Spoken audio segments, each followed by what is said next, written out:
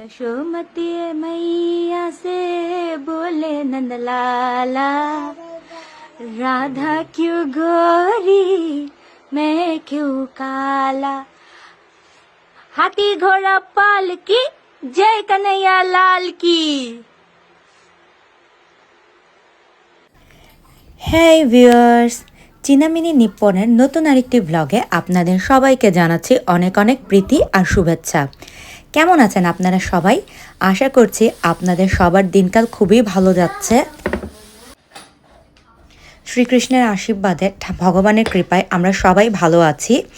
ভিডিওর প্রথমেই যে ছোট্ট বাচ্চাটার কৃষ্ণ রূপে একটা ব্লগ দেখছিলেন, সেটা আমার মেয়ের প্রথম জন্মাষ্টমীর একটা ক্লিপ, যা আমার পার্সোনালি খুবই পছন্দের।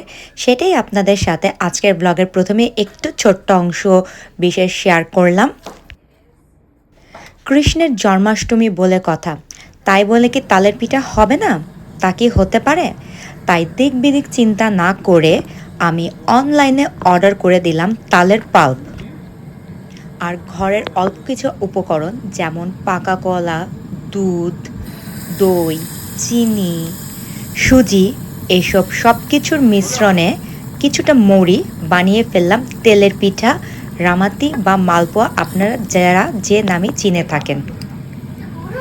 এই পিঠাটা আমার খুবই পছন্দের একটা পিঠা, যা বানাতে কোনো সিজনের প্রয়োজন হয় না।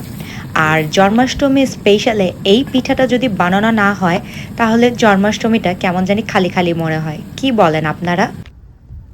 ভিউয়ার্স, আপনারা পৃথিবীর কোন কোন প্রান্ত থেকে জন্মাষ্টমী সেলিব্রেট করছেন আমাকে অবশ্যই ইনবক্স করতে ভুলবেন না।